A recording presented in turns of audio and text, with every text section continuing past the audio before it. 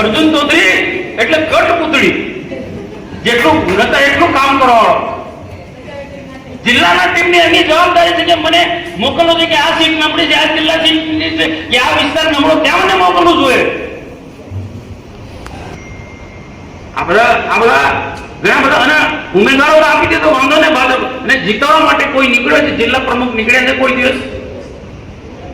કોઈ મને બતાવે ફોટો કે જિલ્લા પ્રમુખ નીલભાઈ રાવ કોઈ જગ્યાએ જિલ્લા પંચાયતના ઉમેદવારને જીતવા માટે કોઈ સભા કરી છે? એમના 3 મહામંત્રી છે. તમે બોલો, સારો શબ્દ વાપર્યો.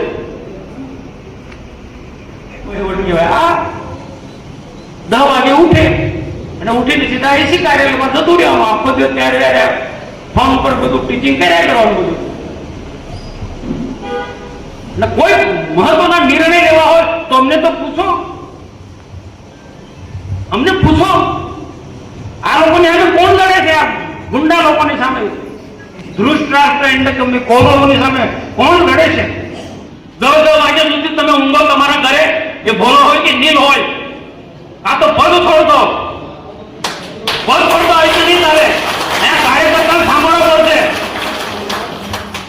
ને બીજા કોઈ રાક્ષસો હોય, એમાં નીલ હોય કે પછી ભોલો હોય. ભોલાનું શું નામ છે? જેને પડે જિલ્લા પંચાયતની અહીંયા એક પણ મહામંત્રી કોઈ તાલુકાની સીટ પર કે જિલ્લાની સીટ પર ઉમેદવાર ને જીતવા માટે નીકળ્યો છે કોઈ મહામંત્રી? હોય તો મને ફોટો પડે. આ હારવાના કારણ છે. પ્રમુખ એસી ઓફિસમાં બેસી રહે, મહામંત્રીઓ એસી ઓફિસમાં બેસી રહે, તો કઈ રીતના તાલુકો જિલ્લો જીતવાનો છે ભાઈ? કઈ રીતના જીતવાનું? કે ધારાસભ્ય આવો પ્રકારનો ગુનાહિત કૃત્ય વાળો છે, આટલા ગુના, એ મેં માહિતી આપી છે જિલ્લાના લોકોને. આ જ માહિતી લઈને તમે ગામડે એક બૂથ પર ગયા હોત, તાલુકાના જિલ્લાના સંગઠનો લોકો, તો આ સ્થિતિનું નિર્માણ ના થયું હોત. કંચનભાઈ, આ પણ એક કારણ છે. ઉમેદવાર પસંદગીનો કાર્યક્રમ હતો કમલમમાં. બેને સંબોધન કર્યું, નીલભાઈ સંબોધન કર્યું, મેં સંબોધન, બધાએ સંબોધન. અર્જુનભાઈ પ્રભારી છે, મુઠ્ઠી તલવાર વાળો પ્રભારી. હું તો જે મને અનુભવ છે બોલું ભાઈ, તો મને જે અનુભવ થયો તે પ્રકાર હું બોલું. મેં મુઠ્ઠી તલવાર વાળો પ્રભારી અર્જુન, નામ પણ કઈ રીતના અર્જુન પડી ગયું મને ખબર નથી પડતી. એમને સંબોધન કર્યું. પછી નીલભાઈ ઉભા થયા, પૂર્ણ સમાપન થઈ ગયું. જેને પણ કઈ નાની મોટી તકલીફ હોય તો મને ફોન કરજો, અડધી રાતે ફોન કરજો. હાલો, કોઈ ઉમેદવાર તને ફોન થોડો કરવાના, જે વ્યવસ્થા કરવાની આપણે વ્યવસ્થા કરી દેવાની હોય. મેં તરત જ અર્જુનભાઈને ત્યાં બેઠા હતા, બેને બધાને કે આપણે એન્ટી કેબિનનો બે છે, જે પણ વ્યવસ્થા કરવાની હોય તે કહે. એટલે મેં એ જ વાત કહી હતી ને, એક વાત કહી કે ભાઈ આપણી પાસે પૈસા ના આવ્યા હોય તો ઘનશ્યામભાઈ પાછલા વર્ષમાં ઘનશ્યામ દેસાઈ જાડેજા જે કામ કરતા હતા એ બી મીટિંગમાં હતા. એ રીતના વ્યવસ્થા આ જ વાત કરી હતી. અને ઉમેદવારો નક્કી થઈ ગયા છે પ્રચારમાં, સામેના આક્રમક તૂટી પડ્યા છે. આપણો ઉમેદવાર નથી નીકળતો પૈસાના કારણે. જે પણ વ્યવસ્થા થાય ગમે તેમ કરીને એને પૈસા આપો. આ લડાઈ કોના લીધે લડ્યો? પાર્ટીના ઉમેદવારોના લીધે લડ્યો. તાલુકાના ઉમેદવાર કે જિલ્લાના ઉમેદવારો. બીજું કશું નથી. આ જ વાત થઈ, વાર્તાલાપ થઈ. આદિવાસીમાં બંને આદિવાસી બહેનો મારા બહેનો છે, પણ સમાજ ની અંદર આની જે અસર થઈ છે બહુ ગજબની, ભયંકર, જે સોશિયલ મીડિયામાં ચાલ્યું છે. પાછળ બધી વાતો કરે છે, મનસુખભાઈ બધી વાતો કરે છે. બે આદિવાસી બહેનો ખરી પણ નોન આદિવાસીને પરણેલી છે.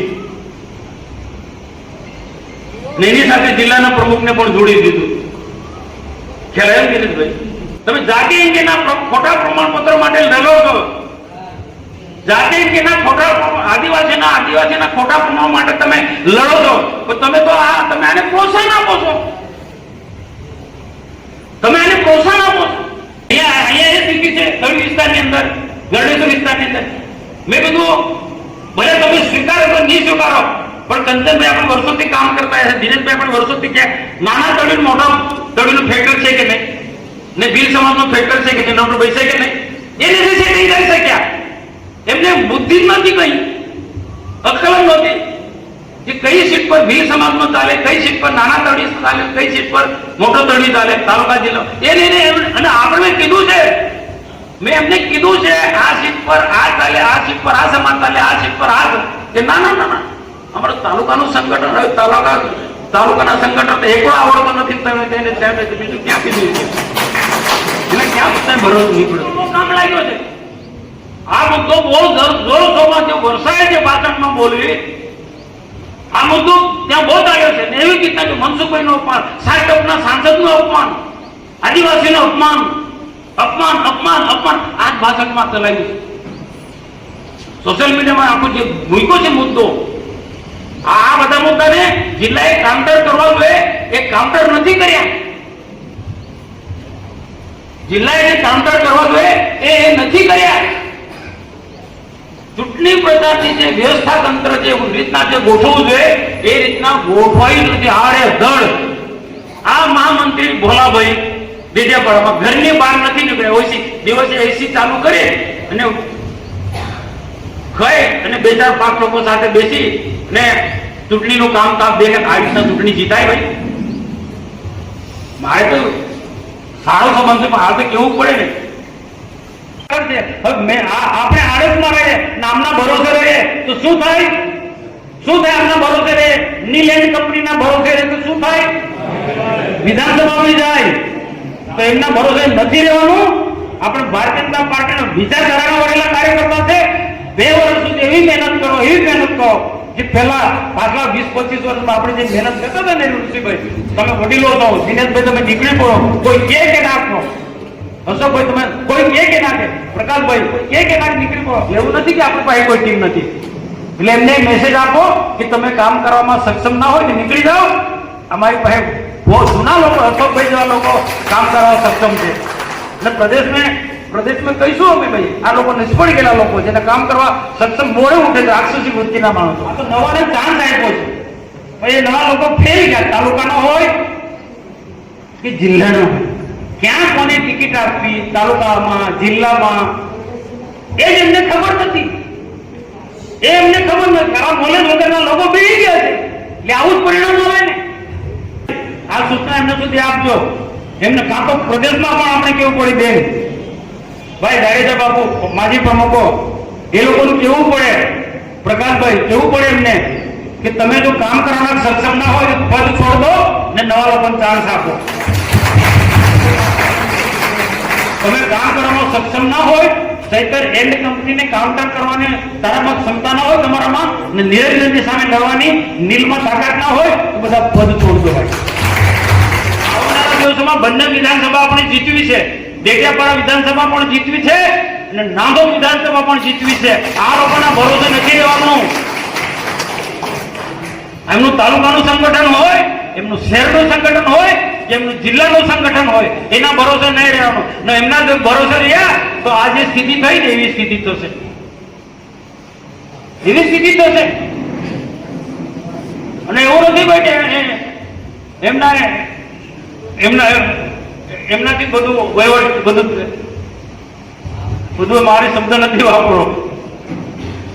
આપણે પણ ટીમ છે ભારતીય જનતા પાર્ટીમાં. અમારા જૂના લોકો છે, દિનેશભાઈ કામે લગાડી લેવું વિધાનસભામાં, એમનું કોઈ ક્લાસ બી નહીં લાગે. આ નિરંજન વસાવા દારૂના અડ્ડા ચલાવે છે. આ લખજો ભાઈ, આ લખજો. આ નિરંજન વસાવા કુંવરપાડામાં દારૂના અડ્ડા ચલાવે. મેં નીલ રાવને વારંવાર કીધું છે તો આ પોલીસની બહુ મોટી વગ છે. તું કેને રેડ પાડો ને ત્યારે નથી પડો કેમ ભાઈ? એનું પણ કારણ તપાસ કરવા જેવું છે કે પછી એમને કોઈ સપ્લાય કરનારા ના તાર અડેલા છે બધા. આ એવું હોય શકે ભાઈ? આ અડ્ડાવાળા બધું સપ્લાય કોણ કરે છે એ બી કઈ થશે ને. આ બધા તમારે જાણવું જરૂર છે. મને તો ખબર છે દારૂ જુગારના અડ્ડા ચલાવનારા લોકોએ બેફામ આપણા વિરુદ્ધમાં કામ કર્યું છે. આખા જિલ્લાની અંદર દારૂ જુગારના અડ્ડા ચલાવનારા લોકોએ બેફામ આપણા વિરુદ્ધમાં કામ કર્યું છે, ભાજપ વિરુદ્ધમાં કામ કર્યું છે. જાઓ ભરૂચ વિસ્તારની અંદર કોઈ પણ અડ્ડાવાળો, દારૂ જુગારનો અડ્ડાવાળો કોઈ હિંમત તો કરે કે ભાજપનું કામ વિરુદ્ધમાં કામ કરે હોય તપાસ કરો. આનું નામ ના આપણા લોકોએ શું વિરોધ ના કર્યો, શું સોશિયલ મીડિયામાં જવાબ આપ્યો છે નીલેન્ડ કંપનીએ સંજયને બચાવવા માટે?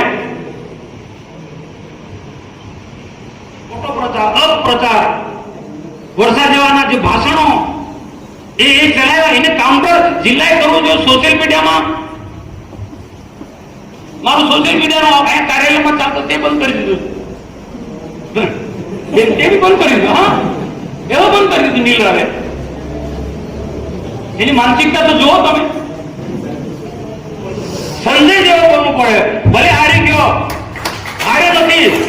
સંજય કે સંજય તાકાત વાળો માણસ છે, એને હરાવવામાં આવ્યો છે, પણ એને આખી અભિમન્યુ જેવી દશા થઈ. એને આખા પેલા કોરો તૂટી પડ્યા, આખા કોરો તૂટી પડ્યા. પેલા પાંડવો કેટલાક જોતા રહ્યા, નીલ જેવા પાંડવો જોતા રહ્યા.